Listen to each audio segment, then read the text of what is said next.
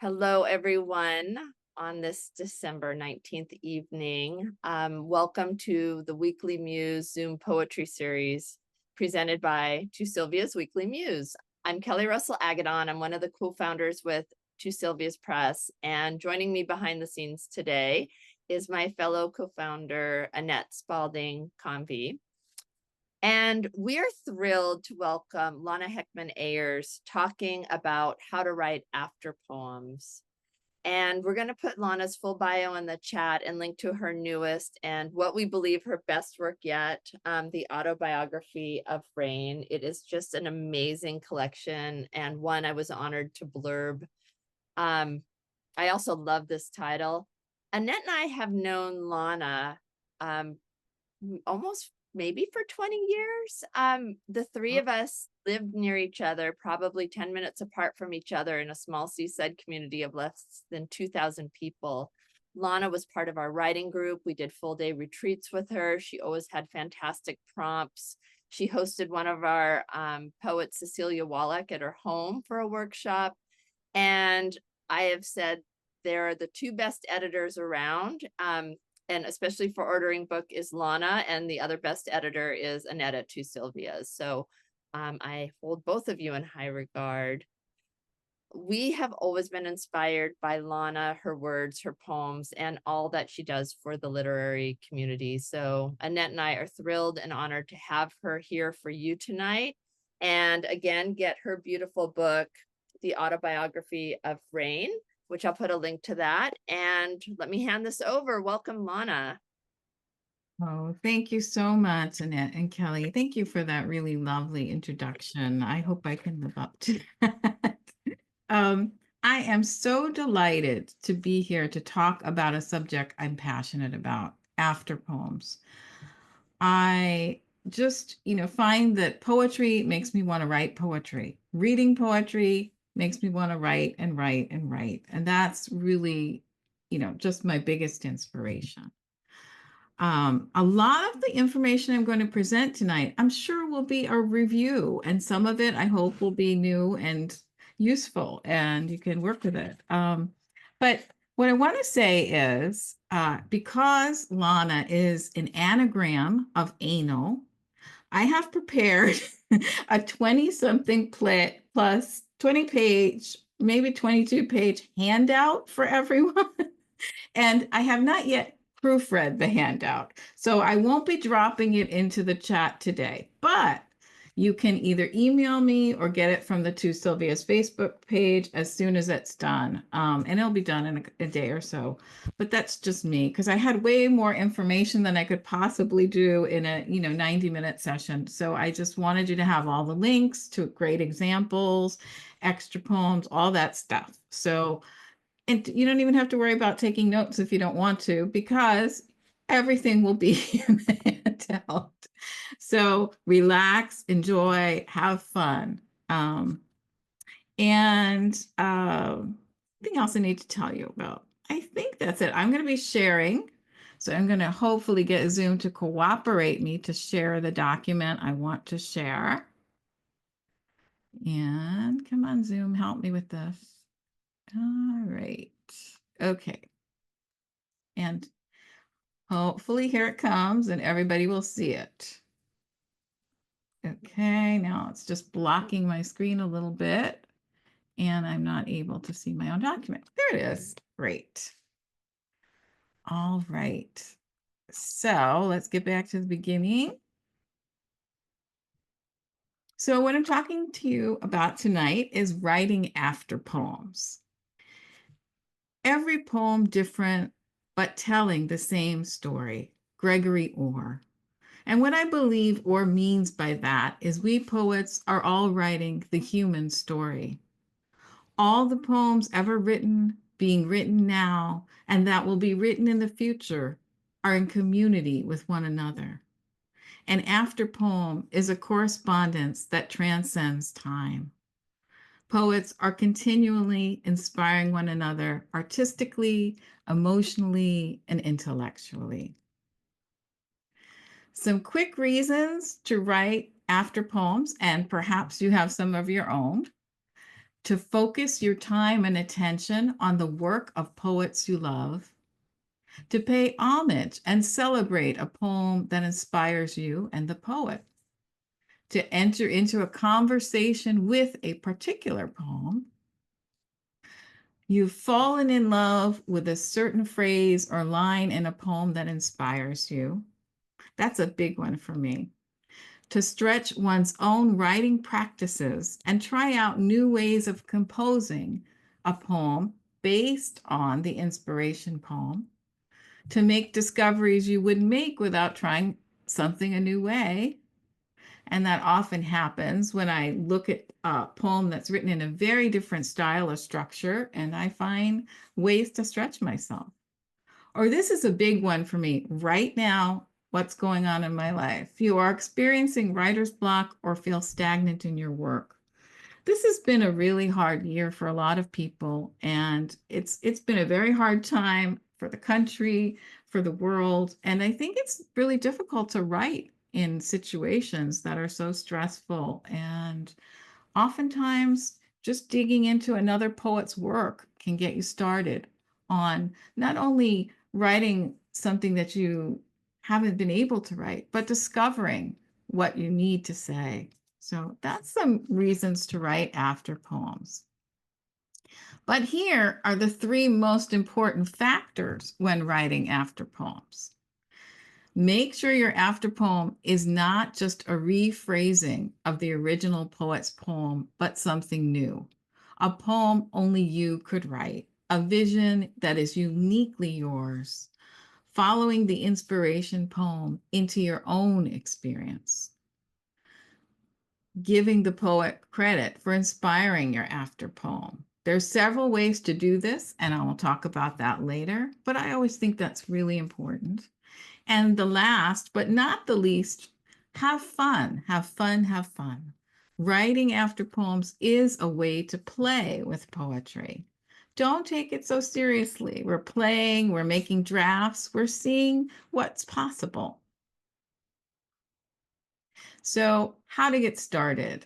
Now, this is something that Ruben Quesada noted in a recent issue of Sylvias Muse, that when you have a poem that you want to write a poem after, look at the elements of the poem that spoke to you. So let's just take a quick visit over all of these elements, and I won't take a lot of time with them because I want to spend some more time elsewhere on writing the poems. But in looking at the title of the after poem may be enough in and of itself. It set up an expectation that you never would have imagined.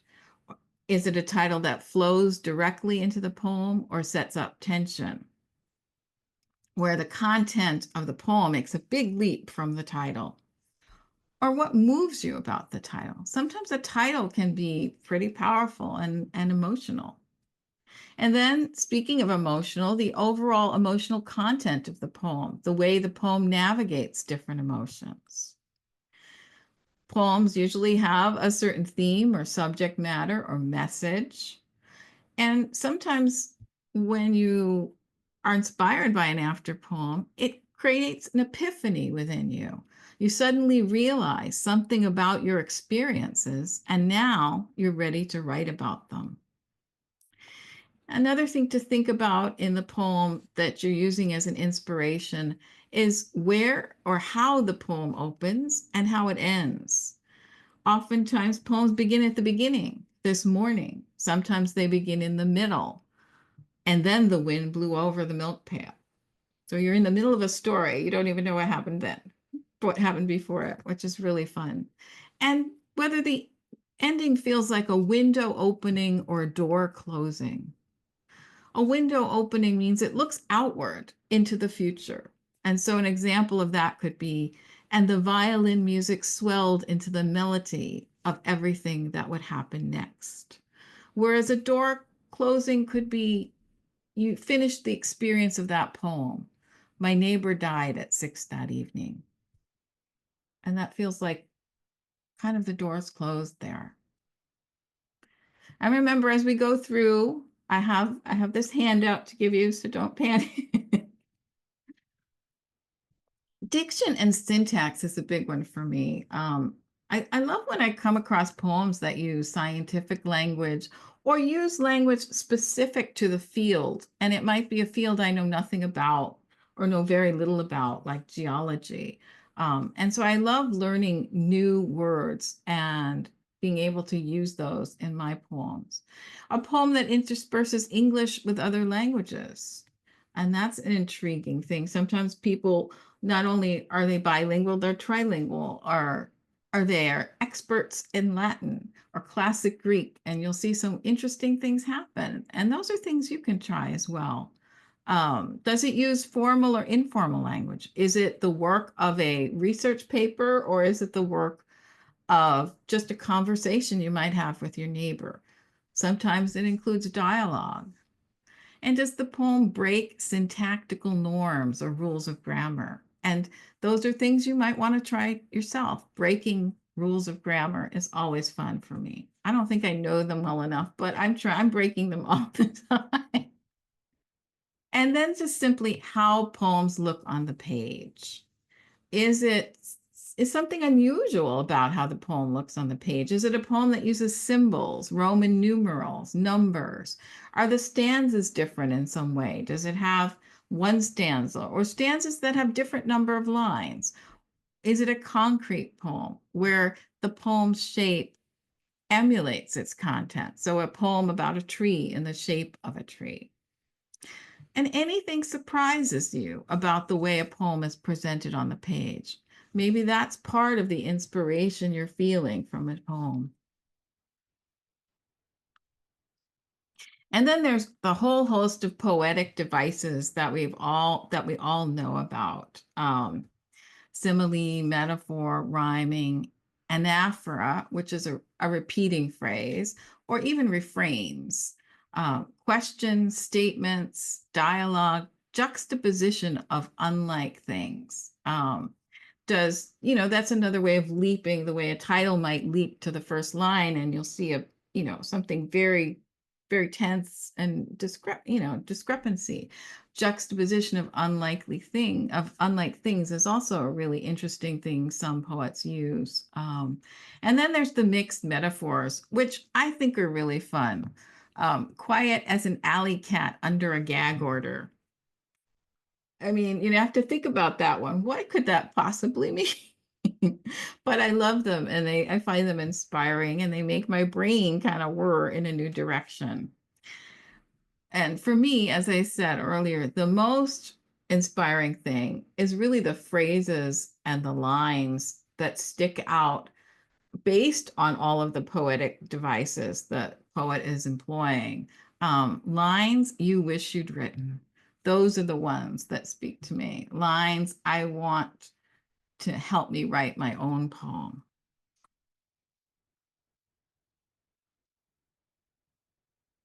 And then maybe it's a point of view that you haven't tested before. Many of us write in first or third person. The second person is pretty rare. Have we tried writing a you poem where the voice of the poem addresses you? You go into the house, you take a cup from the cupboard, I mean, it's something new. And if you see a poem that you feel really works in second person, why not give second person a try? Another thing is, which I'll mention again later, is if you have a poem that you've been working on for a while and trying to revise it, and you just are not getting it to a place where you feel like it sings, try changing the person. I mean, try going from first to third or even to second. And sometimes that's just the kick your poem needs. And it can just fly off the page from there. And then there's poems that are in the voices of non-human entities, inanimate objects, or even an abstraction, like the sin of envy is speaking to you from the poem, or the voice of a broom or the wind, or a persona poem, a person from history, literary TV characters, biblical figures. And that's another way that you can think about, well, maybe my poem would work better if it was in the voice of a character, or, maybe my poem would come across more strongly of if it was, um, you know, a biblical figure saying these things, so you can play with all of this in even poems that you're revising. If you find a persona poem that really works for you and you think, hey, that poem in the voice of Darren Stevens from Bewitched, maybe I want to try that on the poem I've been trying to write about politics. You never know. And then there's tonal quality. Is the poem humorous, cynical, questioning, angry, dark, ethereal, any number of things, sad, morose, it goes on and on. And maybe there's something about the tonal quality that you don't often use in your own poems. And maybe you want to try that. If you don't often write humor, what about adding some humor? Maybe that's the trick you need to get your poem going. And I wanted to talk a little bit about the keeping materials. How do you gather these materials? You found the poems that you love, and you want to find a way to work with them later. So, first of all, always keep a copy of the inspiration poem in its entirety in your files. No matter what else you choose to do, I think you always need the poem in its entirety, even, just at the very basic level, to be sure you're not just paraphrasing the poem, to be sure that you've really made the new poem into your own. Um, I have a digital file folder that keeps growing of poems I love, and it just keeps growing and growing and growing. And I refer to that a lot. And in addition, when you're saving your poem information for writing after poems, make sure you have the title, the author, and the book or the journal it came from, because that's really important as well in terms of someday this poem you write maybe end up in your collection of poems, and you want to note it in the notes section that this poem appeared in the collected works of Mary Oliver. So just just keep that on hand as well. Now, on To Sylvia's weekly newsletter, I've seen that the collection of inspiration files called swipe files, which I love. I love the term swipe files. Um, and so there are many ways to keep your swipe files, and many different things you're going to put in your swipe files. You're going to put lines that you wish you'd written, phrases that you love, interesting words, interesting nouns, verbs, adjectives, adverbs, whatever it is that you love. You're going to have files of these things, and keeping a list of the poem titles too, because the poem titles are also wonderful. And a friend of mine recently introduced me to something called spine poetry. Have you guys heard of that? Well, I didn't know about it. You go to your bookshelf and you look at the names on the spines, and you take those titles and you make a poem out of them. I thought that was amazing. What that helped me do, however, is I'm not very good at writing haiku. And I thought, hey, couldn't I make a haiku out of spine titles? And I could, and it wasn't hard at all to do. I just like went down my shelves and thought, oh my gosh. So think about titles for making haiku. Think about titles for making up your entire poem. I mean, that's just wonderful. So don't forget about titles when you're putting your swipe files together. Um, So ways to organize. You guys all have your own ways that you enjoy. Index cards in a box, jars or envelopes or shoe boxes full of each inspiration on slips of paper, which you can draw from when you begin a poem or feeling stuck. That's a lot of work. I mean, that takes a lot of effort. I mean, I want to do that, but I don't always get to do that. So I have another method, which you see here, Word docs. I also have a running Word doc where I put all the poem titles that I like. I have notebooks of every size and shape filled up with all kinds of stuff. And if you're really crafty, you can make your own magnetic poetry set And I know poets who have done this. They have absolutely done it. So that's another thing. But I have to rave about this. I think I might even stop my share for a moment because I really want to rave about this. If there's nothing else you take away from my talk today, let's see if I can even stop my share. Maybe I can't stop my share. Oh, there it is. Nothing else. I want to show you my absolute favorite way to keep swipe files. Some of you might know about these, but if you don't, this is a godsend for me. I mean, these are index cards that are attached like a spiral notebook. Okay. They are regular index cards, 3x5. They're blank on the back, lines on the front, and perforated. So you can tear out the ones you don't want very easily and recycle them. And if you use up, let's say you're keeping your favorite lines from poems and you use one and you think, I'm not going to use it again. I'm going to tear this out. Keep it when you tear it out and put it in that shoebox. And there you go. Then when you have some friends over to write poetry, you've got a shoebox full of them. So that's my secret trick. And the other thing is you can use a different deck for each thing you want to do. Like here's where I keep lines from The Wild Iris by Louise Gluck.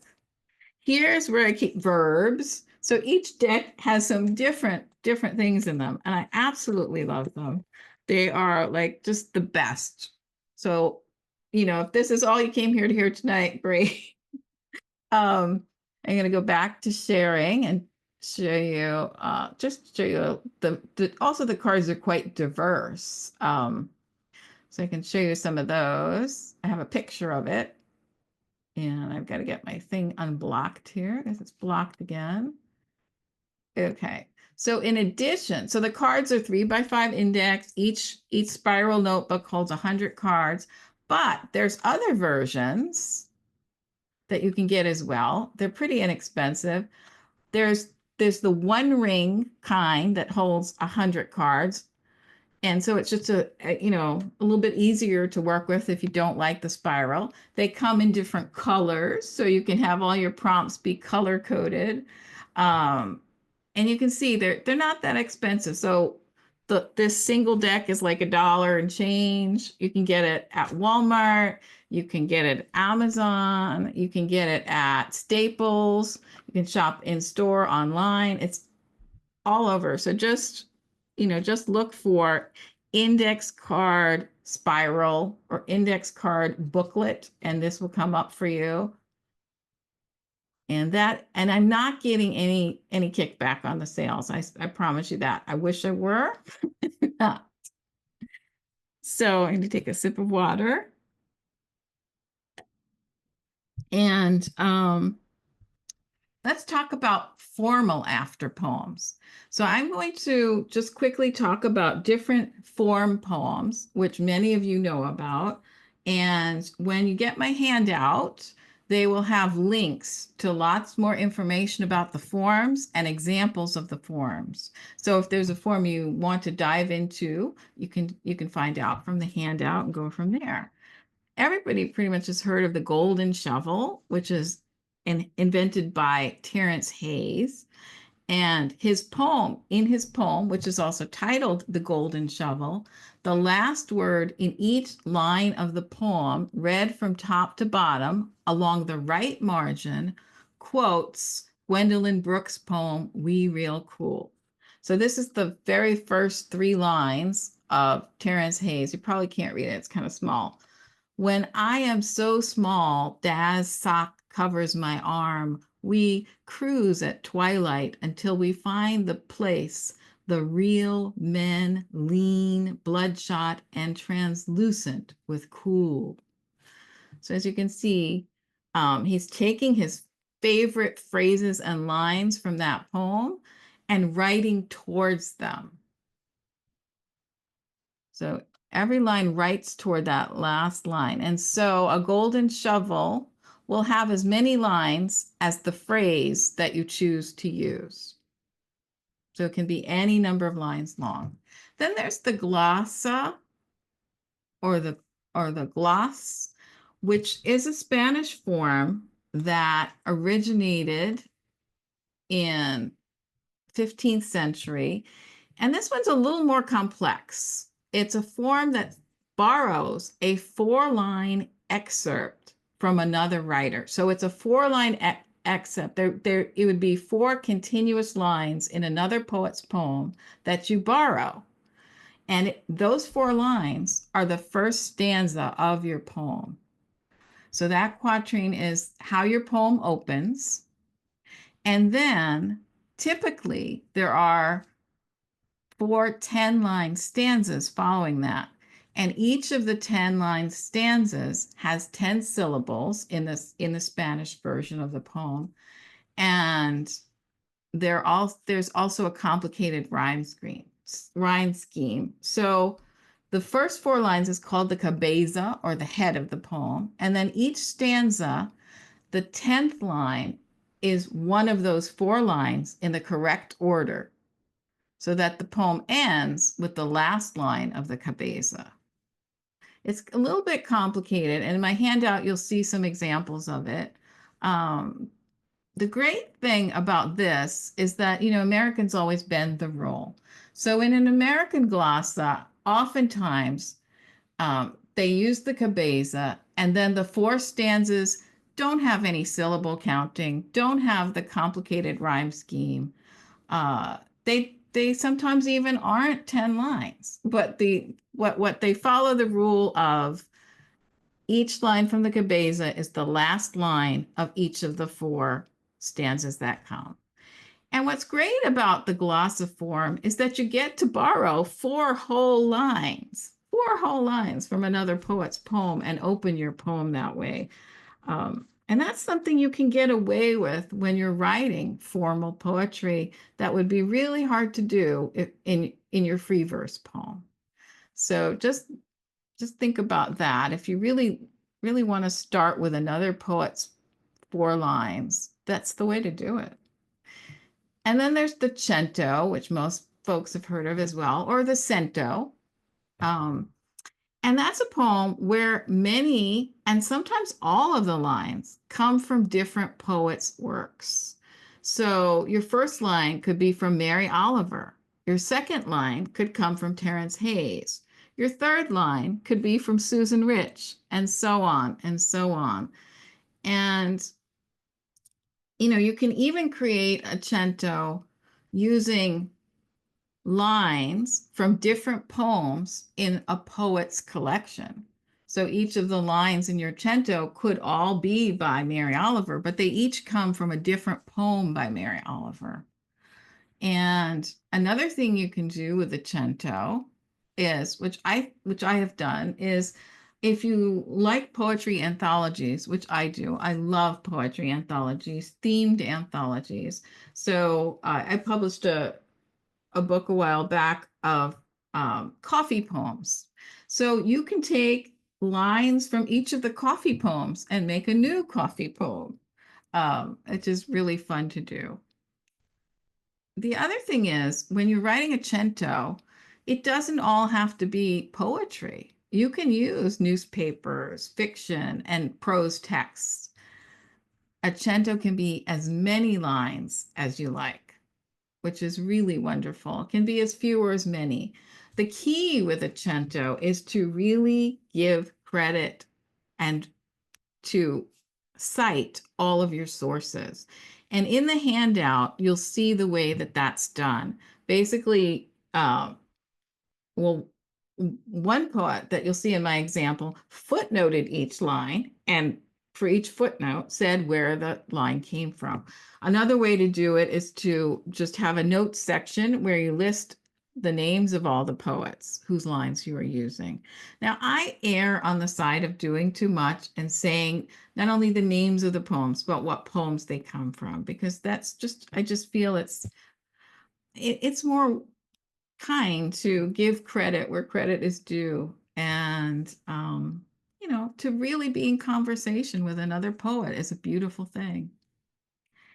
And then in terms of forms, as long as you're using a form, invent your own forms. Why not combine forms? So if you're writing a cento, make it a cento abecedarian, where the first line that you're quoting from starts with an A, and the next line that you're quoting from starts with a B, and the next line that you're quoting from starts with a C, and so on. That would be pretty cool. And then why not a cento pantoum? So you can use that same line over and over in a pantoum pattern, or a cento sonnet. So a sonnet completely made of other poets' lines. Imagine that. And I've read them, and they're wonderful. So think of all the wonderful ways you can play. It's all about play with writing after poems. And I kind of invented a digging up shovel or an unearthing shovel where um, the first word of every line in your poem is a phrase from another poet's poem, but only if you read it bottom to top. So that's my digging up golden shovel or unearthing golden shovel. Invent your own, play, try all the different combinations. And I just want to talk a moment about parody. My 2 cents. And, everyone has parodied William Carlos' Red Wheelbarrow poem. That's the most satired poem in the universe. But here's my advice: if you like parody and the poem that inspires you is one you want to do satire, you want to you want to kind of take a humorous turn with it, do no harm. That's my advice. We live in a divisive world, and let's not add to it. And for me, if I want to parody something, I'm going to look to seek out poems where the authors have been dead a couple 100 years or more. So there's no hurt feelings. I just feel like we really need more kindness in the world. And I love humor, but let's just do it with a sense of respect if we're going to write parody. Another form of could be considered parody is anti-poems. And I've done an anti-ode. You can do anti-odes, anti-obades, anti-nocturnes, where the speaker dislikes the subject of the poem. So if your inspiration poem was Neruda's Ode to My Socks, you could write a poem called Anti-Ode to My Socks or 50 Reasons I Hate My Socks. Again, just be respectful to the inspiration poet so your poem doesn't feel like an insult to the poet's original work. I think William Carlos Williams didn't have much of a sense of humor. So in terms of his own work, he had a sense of humor in his poetry, but I don't know that he'd like all of the satire out there. Erasure or blackout poems.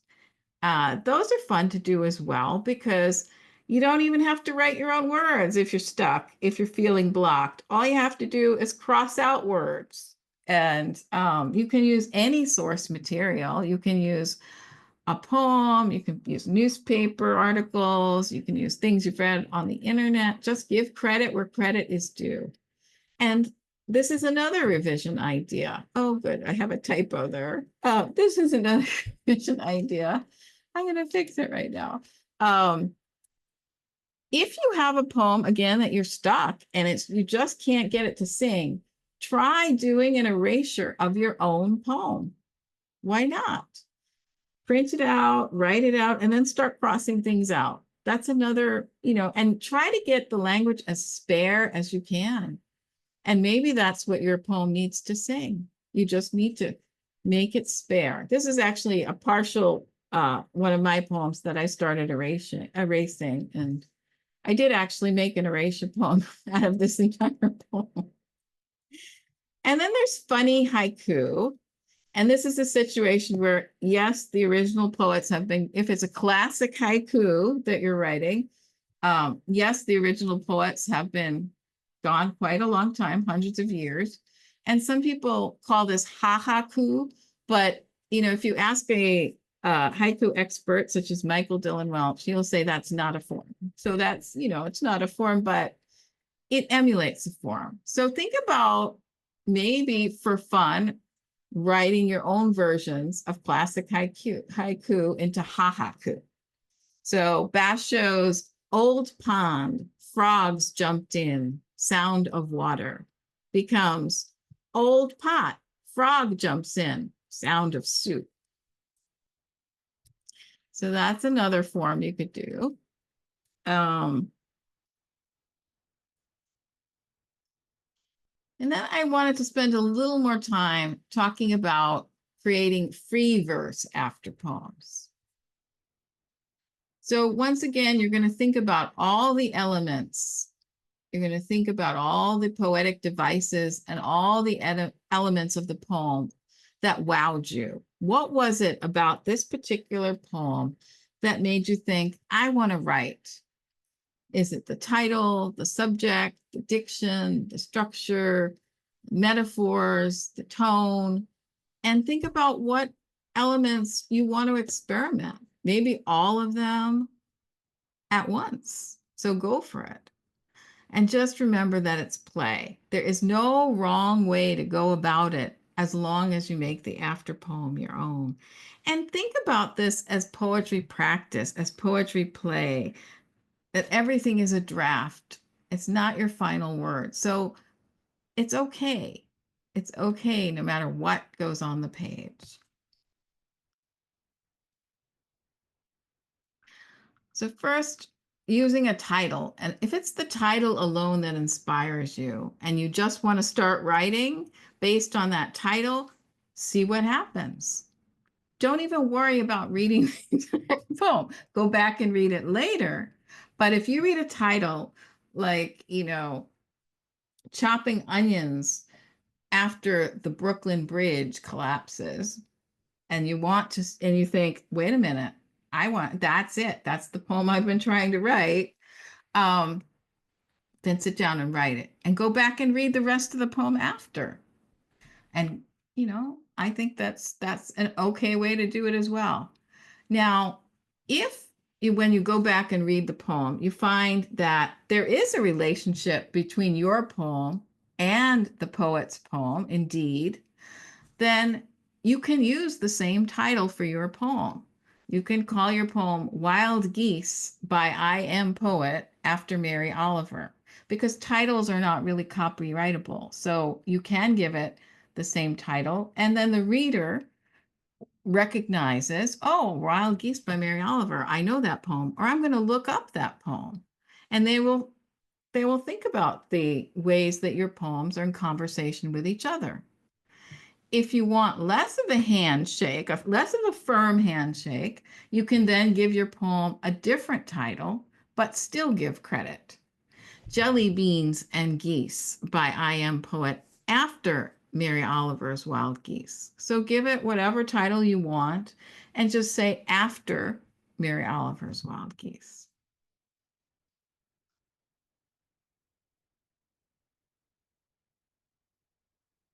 Even if your after poem doesn't feel like it has much in common with the inspiration poem, and it doesn't use any of its lines and phrases, I always think it's kind to acknowledge the poem in the epigraph.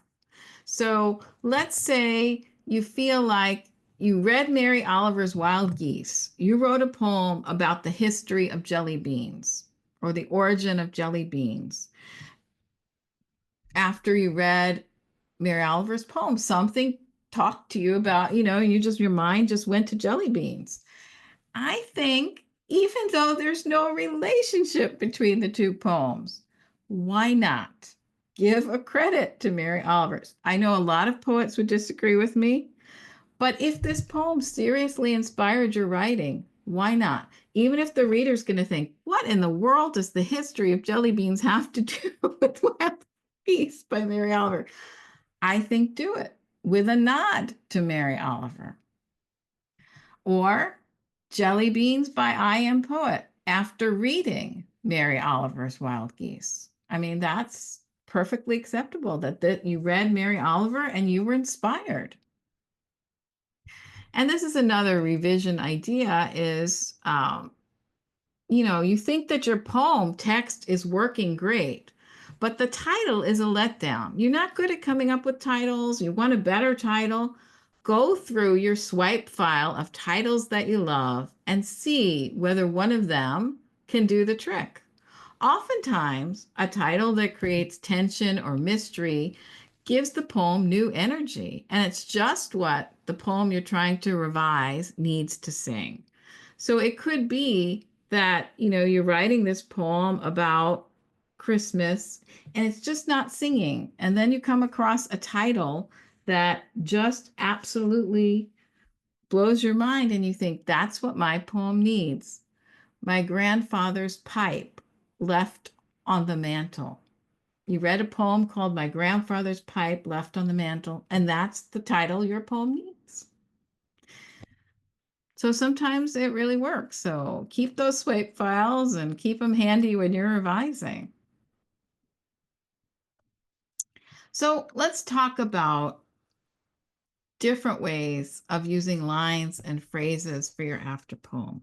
And if any questions are coming up while I'm talking, please save them for the end. I'll be delighted to talk with everyone at the end if they have any questions or some concerns about some of my ideas.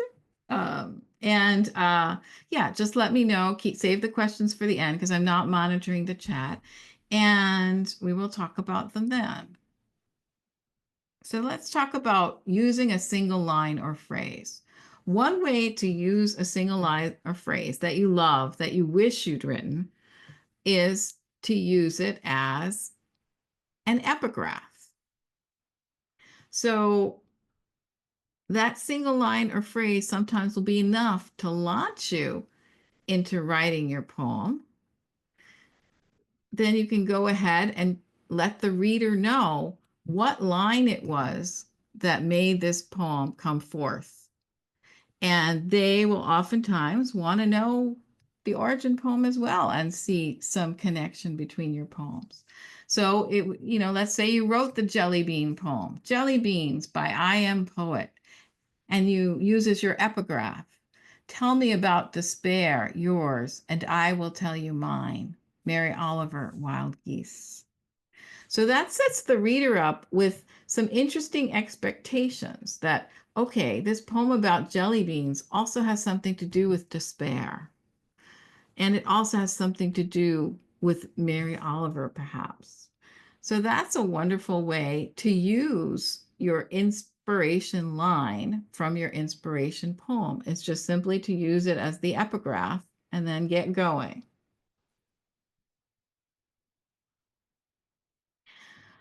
You can also use lines or phrases within your after poem.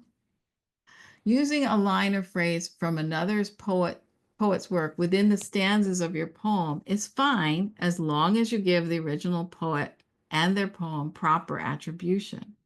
Even using a couple of lines from another poet's poem is fine. You may want to set off the borrowed lines or phrases by italicizing, but you don't have to. To give the poet and inspiration poem credit as an epigraph when you send your poem out to journals for publication, you can cite it this way. Jelly Beans by I Am Poet with a line from Mary Oliver's Wild Geese.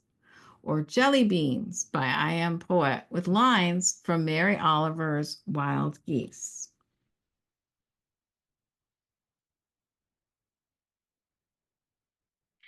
If your poem is going to be published in a chapbook or book, you can note the borrowed line or lines or phrases and the inspiration poem in a notes section in the back. If your poem will be published in a journal or anthology, always defer to that publication style. However they want you to have it credited, just do whatever the journal or publisher says. Now, here's the real tricky thing. How many lines or phrases can you borrow and put into your poems? Well, there is no hard and fast rule about how many lines from another poet's poem turns your work into plagiarism. I have read lots of different opinions on this topic because, sometimes poets borrow many, many lines, and it's not a cento, or it's not a glossa, or, it's not a golden shovel. And so it gets a little tricky with free verse poems. It really does. It's kind of a hard edge to walk. So my advice is always to keep it to a minimum. One or two phrases from another poet per poem. I know that doesn't sound like much, but I think it's best to err on the side of using the inspiration line from another poet, one or two per poem, only because there's a lot of, hot issues going around now about plagiarism of people's work. And so let's keep it to a minimum. Keep your swipe files, and maybe you have 3 or 4 or 5 lines from a poem, one poet's poem that you love. Use them in different poems. That's my best advice to you, because everyone disagrees on how many is okay for each poem. And then another, if you really wrote a poem that you love that borrows 3, 4, 5 phrases from a poet's poem, and it's not a glossa and it's not a cento, my advice before you send it out into the world, and you really love the poem and it works the way that you want it to work, try to get in touch with the poet whose poem it is, if they are living, and ask permission. And it isn't easy always to approach a poet or to find, how to get in touch with them. Some poets have, Terrence Hayes has an agent, it's hard. But if not, try the publisher of the book or the journal in which the poem appears. Send them your poem and say, I want to use these lines. Is this okay? Because I just really feel like we've got to give credit to people's work and, make sure that we're doing our best work in the world and being kind to the other poets and their original art. What sometimes happens, what you might find happens is you might make an amazing connection, a lovely connection with a poet you admire. The worst thing that can happen is they don't answer you at all, or they say no outright. But the best thing that can happen is that that poet might actually say, wow, I love your poem. I'd be honored if you did this. Um, and, why not? Why not? But so that's my advice. 1 to 2 lines within your poem. And if more, and it's not a glossa or a cento or another form, try to ask for permission. That's the best I can give you on that. I think it's a big issue nowadays because we're seeing so many uh, notices about plagiarism recently, about people that are publishing other people's poems paraphrased. I mean, they've basically stolen the whole poems, paraphrases of people's published work without even thinking about it, just putting it out in the world as if they wrote it. So there's a lot out there in that. And that's why I'm being so so repetitive on this. Classic literature. Well, if you borrowed a phrase from Homer's Odyssey, like the wine dark sea, that's considered literary allusion. And oftentimes, when people write with literary allusion, they don't even bother. They just assume everyone knows wine dark sea, Odyssey, Homer. Even Billy Collins has done lots of literary allusion in his work. Sometimes he mentions the inspiration poem or poet, and sometimes not. You know what I'm going to say. I already sound like a broken record. Err on the side of giving credit in some way. These writers who came before us, we owe them a debt of gratitude because they're still inspiring us hundreds of years later.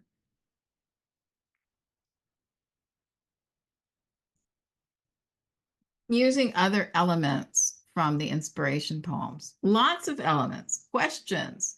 Maybe what inspires you about the poem that you've read is the question. Maybe nearly every question, nearly every line is a question that the poet has used in their poems. And you are going to write a poem about jelly beans that asks lots of questions, but has nothing to do with Rachel Richards' poem Questions, which I have a link to in my packet. It's a great poem. You should read it. But give her credit because you read her poem and it gave you the idea. And then answering questions and addressing the poet. It's really fun sometimes to answer questions that a poet has posed in their poem. Again, my first rule of thumb, do no harm, be polite, be respectful, otherwise go for it. So Jelly Beans is going to answer the question posed by Rachel Richards in her poem Questions. So if you want to do that, go for it. And then at the same thing with a direct address to the poet. Maybe you want to write to the poet whose poem is your inspiration poem. Again, do no harm. Otherwise, go for it. Jelly Beans by I Am Poet, a response to Mary Oliver's Wild Geese. Dear Miss Oliver, in my family, you have to be good and walk on your knees to earn jelly beans. And again, those lines are very similar. Paraphrase hers. So from that point on, I would not take any more of her lines, but just open with that.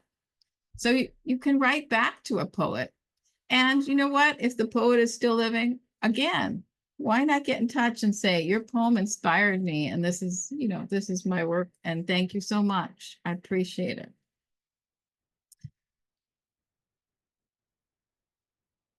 And then maybe you have response poem to other elements. So it could be the point of view, the tone, the diction, the structure. For instance, perhaps the diction of the inspiration poem was mixing two languages in a love poem. And you use that technique of mixing two languages in a poem about the origin of jelly beans. Do you need to give the inspiration poet credit? Probably not. But you know me, you've guessed it. Use something in your epigraph that says, with a nod to, with thanks to, inspired by, after reading. The other thing that you're doing by always giving credit to the inspiration poet is that you're creating a field where we are promoting each other's work. And with poetry, we need all the promotion we can get. So why not promote each other's work? What about your after poem responding to more than one poem?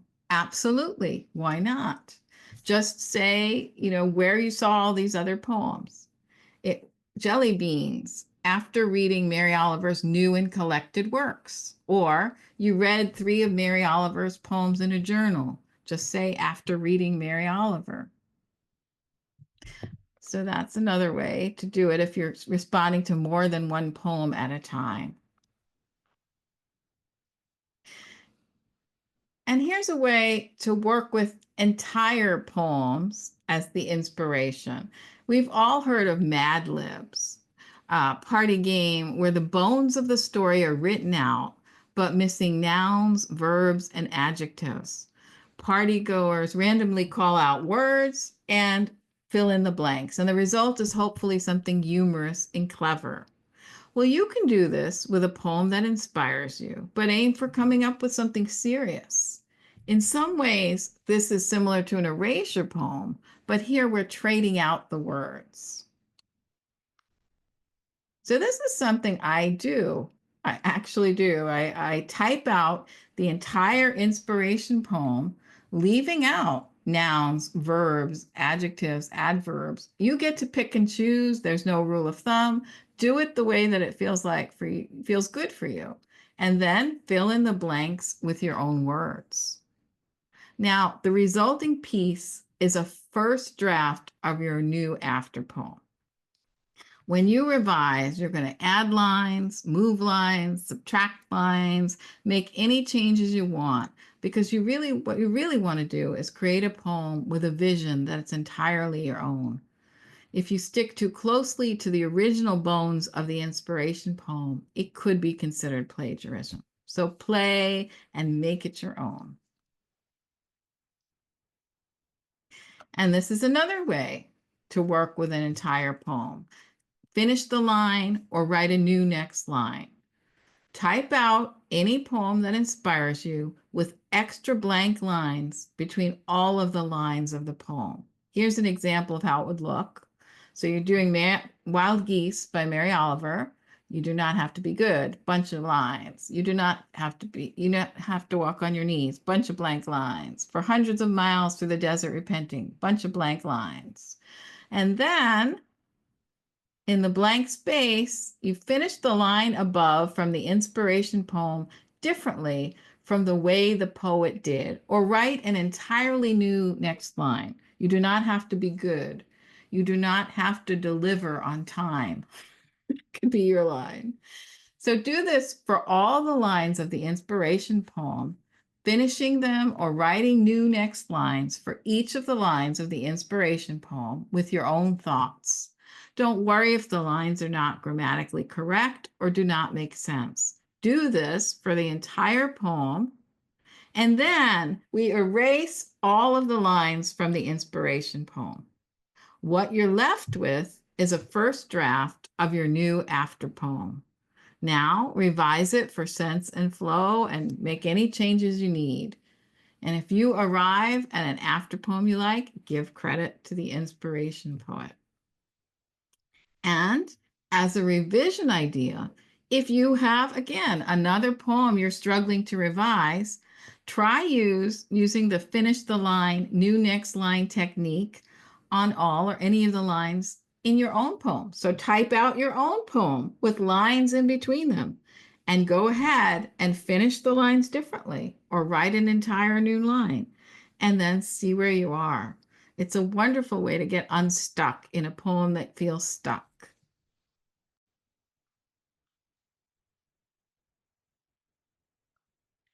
Or write the opposite poem. Again, start with a poem that inspires you, type it out with lots of blank lines in between the lines, and then you're going to write the opposite of each of the lines. Now, write whatever opposite means to you. No wrong or right answers. And you don't have to write the opposite of absolutely every word. So you do not have to be good. You don't have to write the opposite of you if you don't want to. You don't have to write the opposite of have if you don't want to. What is the opposite of have? Doesn't have, is without. So you don't have to. You can leave some of the lines as they are. Right. And that it's going to be different for every poet who tries it, even if you're using the same poem, because the opposite of good for some folks is bad. The opposite of good for some folks is best ever in the cosmos. And what's the opposite of 100? What's the opposite of 100 miles? You got to get really creative to write the opposite of 100 miles, right? It's fun. Be playful. You're creating a draft. Once again, when you're using the opposite technique, erase, cross out, get rid of all the lines of the original poem and start to revise for sense and flow. If you get an after poem that you like, give credit to the poet. And I'm finally going to talk about two popular after poems. One of them that's been around forever, well, 1989 or 90, maybe 91. Doesn't seem like forever, but it's been a long time. And then one that's very popular now is Where I Am From poem. And that was George Ella Lyon, the former poet laureate of Kentucky, who originated the first Where I Am From poem in response to another poem in a book called Stories I Ain't Told Nobody Yet. So her poem that has millions of after poems written after it was an after poem itself, which is kind of ironic. And I'm not going to read it to you here, but I'm going to give you a link in the chat to it. And it's also going to be in your handout, a link to the poem. So basically, I'll just read you the first few lines. Where I'm From by George Ella Lyon. I am from clothespin, from Clorox and carbon tetrachloride. I am from the dirt under the back porch, black, glistening. It tasted like beets. So it goes on repeating, I am from, I am from, I am from. And that's a wonderful after poem to do with younger students, particularly just about anybody. That poem is now used in every educational system for helping kids start out poetry. And this one is the newest, hottest one that I've seen. It's Someday I'll Love You, insert poet's own name. Someday I'll Love You, Lana Hechtman Ayers poem. And the first one was poet Roger Reeves. Again, in the handout, you'll get links to all of these. Poet Roger Reeves wrote a poem called Someday I'll Love Roger Reeves, after a line in a poem by Frank O'Hara. And that poem was a little 7-line ditty, and he borrowed the penultimate line, Someday I'll Love Frank O'Hara, and wrote his Someday I'll Love Roger Reeves and credited Frank O'Hara. Well, it caught on. Then Ocean Vuong wrote a poem, Someday I'll Love Ocean Vuong, after Frank O'Hara and Roger Reeves. And then it kept going and going and going. And Susan Rich has one, and January O'Neill has one. I'll read you a couple of lines of January O'Neill's poem, which I'll also put in the chat. Someday I'll love January O'Neill, after Ocean Vuong, Roger Reeves, Susan Rich, and Frank O'Hara. January, remember in the landscape of loneliness, you are just passing through. Allow the muscles at the base of your neck, they're unwinding. You are as fragile as egrets on ice in Long Island Sound. So here, January is addressing herself, in Ocean Vuong's version, addressing themselves, and Roger Reeves similarly. So that's another fun, really fun poem to write. Someday I will love Sylvia Pollack, or someday I will love Suzanne Edison. I just think those are really fun. So consider writing your own. And now I think we should write. Let's do some practice. So I have the links I'm going to put in the chat. So let me stop this share. And let's take about, I don't know what time it is. Oh, we're doing really well. So I've been blabbering at you for about an hour, which is what I planned. Let's take about 15 minutes and just play. So I'm going to put in the chat. Let me get my information up so I can give it to you. I have a bunch of prompts for you to try, or maybe you brought your own poem that you want to work with right now. Whatever you want to do is fine. And I'm going to put these in the chat. So here we go. And I'll also put it up on screen. So obviously, the links, let's get to the beginning here. The links for the after poem prompts are going to come up in a second. So let me share my document again, and I'll read you the prompts that I have for you. And here we go. All right. So in addition to, if you want to try the January O'Neill Someday I'll Love poem, or you want to try Where I Am From poem, here's some other things that you can use. You can use titles. So I gave you a list of 5 titles. They're in the chat and they're also on screen. Do Not Go Gentle, Stopping by Woods, If You Forget Me, In the Waiting Room, Having It Out with Melancholy. Any of those as an inspiration for your poem, or using lines. I love using lines from The Wild Iris by Louise Gluck. These are all lines from different poems in The Wild Iris. At the end of my suffering, there was a door. Some of us make our own light. I have 2 selves, 2 kinds of power. A whole world thrown away on the moon, where one finishes, the other begins. So any one of these lines that grabs you, go and use it in any way you want, or maybe you want to use many of them and make a cento, whatever you want to do. I don't know if this is going to work. I have to see if this will work. I'm going to try to put my links in the chat, but it might stop my share, so I'll reshare if that works. I'm going to put a link to January O'Neill's poem in the chat in case you want to read that and use that one. And hopefully this works. Okay.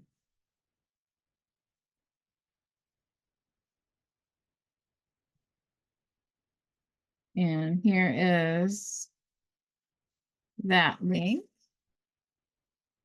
And then a link to the George Ella Lyon poem. And hopefully that'll work. And that didn't work. Okay. All right, so now you have all of your prompts. And do you see the links now? Somebody said they didn't see the links. Do you see them now? Everyone see them? No links. No links. Why are they not working?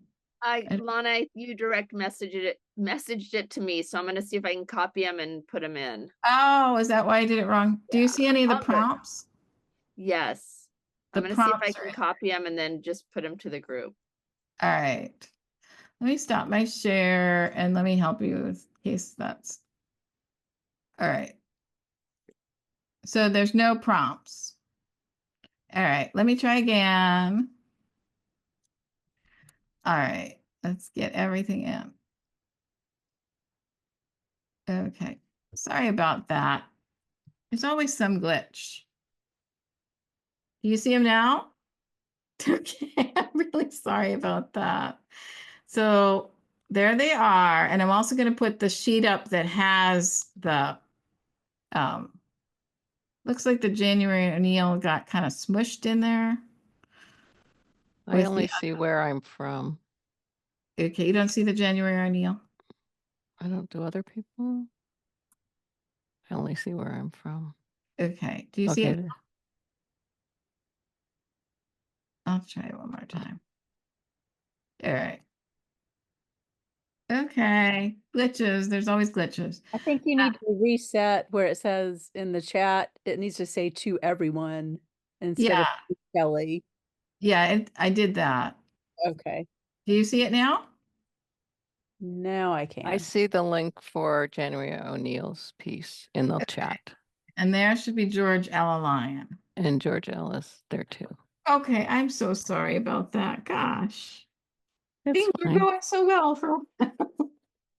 Should we write for a little less time? I don't know where Kelly is, but do we have 15 minutes or is that?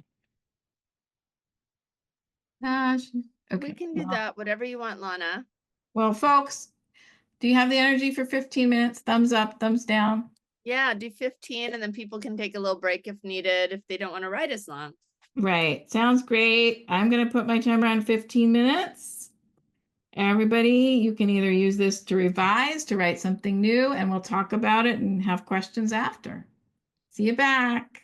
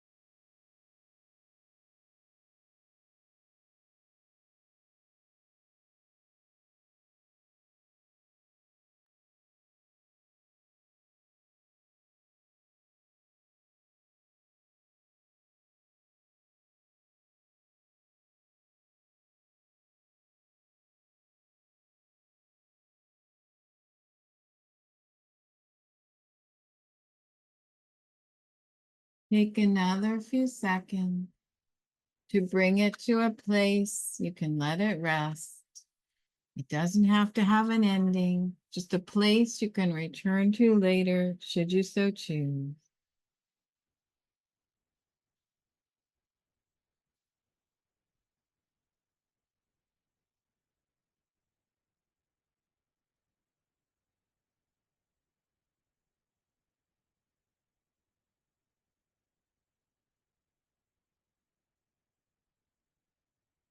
See, lots of folks are back. Some folks are not quite back.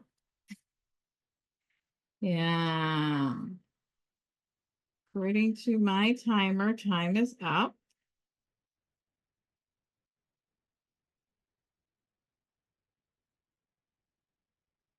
So come back if you can. If you're really launched into your writing, just keep writing. But I'd love it if you come back so we can say goodbye. I'd love to offer you some more information as a parting gift and hope to see you back. So I'm going to start chatting. So anyone that has any questions, I'm going to look at the chat now. And if there's any questions, I'd be happy to answer them. If you don't have any questions, you can either put them in the chat, you can raise hands. Maybe I will see the raised hands. Hopefully I'll see them. If not, you can speak up. Or maybe you don't have any questions, but you want to read a line or two of what you've written. We can hear a line or two from a couple, from a few folks' pieces if you'd like. If you have any ideas you'd like to contribute in terms of after poems, that's great too. Anybody have any questions, lines they want to read? You're welcome to do so. Don't be shy.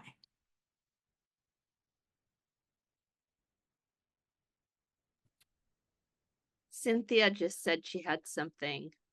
Okay. I don't see you, Cynthia, but go ahead and talk and hopefully I'll And we'll find you. Okay, I'm here.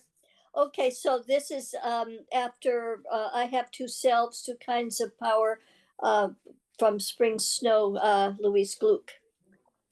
I have two selves, two kinds of power, one that is dark, ungent, healing, bruised knees, the other a clear lightning charge where I kill you faster than no death than Mr. Death's hand.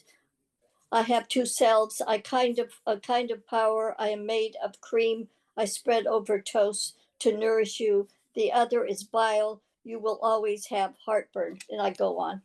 Wow. I can't believe you wrote that in 15 minutes. That's wonderful, Cynthia. You are launched. You are on the way. Well, I can make up anything. That's great. I love hearing that. Oh, wonderful. Anyone else have a couple lines? You don't have to read, just or talk about which ideas maybe you're going to try in the future. Oh, I see some things in the chat.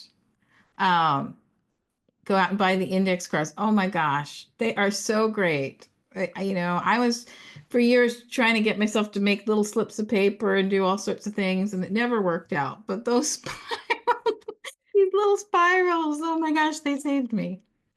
The handout, I will. Oh yes, there's some information there. I'm going to put some more information in the chat. So I have a lot of proofreading to do, as you can tell. I am extremely dyslexic. I have a really hard time proofreading my own work. I've got new glasses that aren't working. So when I'm done proofreading, and there'll still be a million problems with it, I will gladly email it to you. You can email me to get it, or eventually it will end up on, I think, on the Two Sylvias Facebook. But my email address is now in the chat. Hopefully everyone's seeing what I just posted in the chat. Lana, sorry to interrupt. Laura had her hand up. Oh, okay. I'm not seeing any hands. Are they raising the virtual hands? Yeah, it was a virtual hand. Why is it not showing up on my screen? Oh, bummer. Hi, Laura. Hi, Lana. Good to see you. Yeah, good to see you too. Looking Yeah, forward to hosting you for a reading. I'm excited about that. Yes. Yeah, so was trying to write when was I going to love Laura? And then I started thinking of how do I love that poem? How do I love thee? Let me count the ways. Oh, It awesome. turned it around to being, but even then I found all these negative things to love about myself. But anyway, it just twisted it around. Oh, that's great. To intertwine two different poems and two different ideas is great. Absolutely wonderful. That's a wonderful way to do it. Do you want to read a line too? Okay. How do I love me?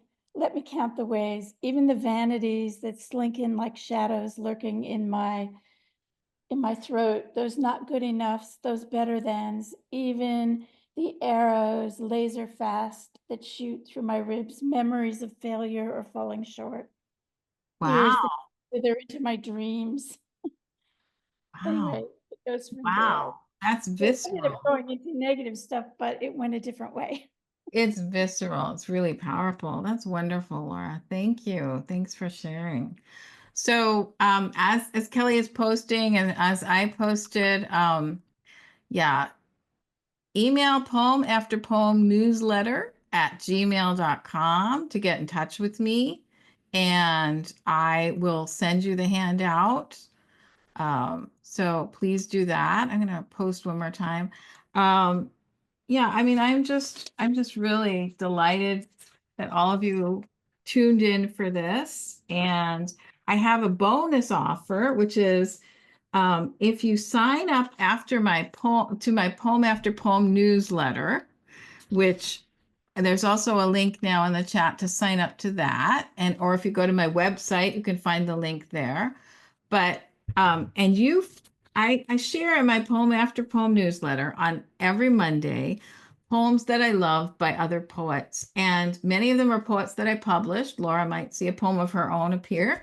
And because I published Laura. And I just love sharing favorite poems. And they're just poems. I don't share your email addresses with other folks. And I just share poems. And if any of the poems that I share in my poem after poem newsletter inspires you to write an after poem, send it to me at poem after poem newsletter at gmail.com. And if I fall in love with your poem, I will feature it in my newsletter as well. And not only that, I'll contact the poet if you want me to and show them your poem. So, if you want to do that,